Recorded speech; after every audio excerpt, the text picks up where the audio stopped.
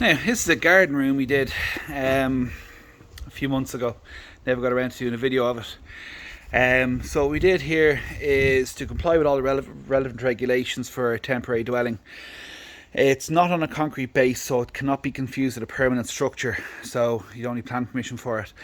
There's a compacted hardcore base like what will be underneath your foundations of your house, and then reinforced concrete lintels underneath that, and then a treated timber base that we then ply lined out as a base instead of having concrete.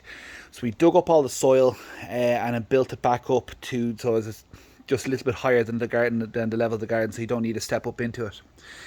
Then we built a treated frame all around, and we built this one to the same spec as the A-rated house that's connected to. So the insulation in here, it's airtight and full A-rated insulation from a BR point of view. The floor is insulated with 150mm Kingspan insulation, same as the ceiling, and then the walls basically the same as well. This could be finished in any way. We had the option of doing the coloured render, same as the original house. These folks liked the cedar cladding, so we built the stud partitions with the insulation on the inside and between the partitions, the same as the inside timber framed layer of the house. Then it's ply lined, all the vapour membranes both sides, the air tightness membrane on the inside and the vapour membrane on the outside, and then battened and clad with the cedar cladding. Now there's the shiplap cladding you see sometimes as well. The cedar's quite expensive, but it looks beautiful. In this one here we hid a shed into it as well, so we've got the room we're using as an office and a sitting room here. But we built a shed into the wall with just a keyhole showing. So they still have a nice garden shed. We ply lined the walls in here. It's still fully insulated and LED light. Ply lined the walls in here so they can mount shelves up anywhere they wanted to and hang coat up or bike hooks and stuff. This is the size they wanted for the shed. And then into the room. This is a Munster Joinery alu-clad sliding door. So it's oversized, going from floor to ceiling. So it goes right up to the ceiling. Again, so as not to annoy the neighbours, we're allowed to go a bit higher with planning regulations, but we didn't want it to be too intrusive on the neighbours. So just inside the door here on the highest side here is 2.2 metres high, which is well over my head. Going into 2 metres at the back of the house, so as not to be too intrusive on the neighbours behind us who are in a house below us, so they'd be looking up at a high edge. And then they use this as their spare playroom and TV room and home office. Because of the insulation level, only a small wired in heaters needed, and then that's ventilated through to the shed and outside on a closable vent.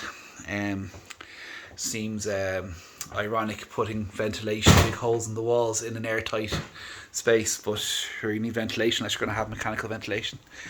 In here we put the AC5 waterproof laminate floor down, but before we did that we did a factory spec floor paint on the plywood floor that's below us. That is a vapour membrane underneath the frame, so as that there's layers and layers of protection from all of the elements in this. Finished off with an ACO drain on the outside, so any water, any standing water that ever comes into this area here goes into the drain and is piped away to the drainage at the back of the house. This roof is sloped back. Actually, I'll show you now.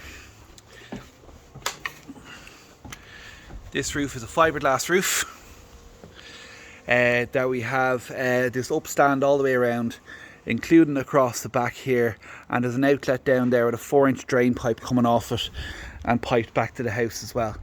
The fiberglass is what boats are made out of, so it's completely waterproof, and we matched up the RAL colour of the roof to the RAL colour of the Munster Joinery door and the lights that we put on as well. Yeah, and this roof, it slopes back the ways, and as it gets back to the end it twists so you don't get any standing water. That there is the lowest point of the roof over here.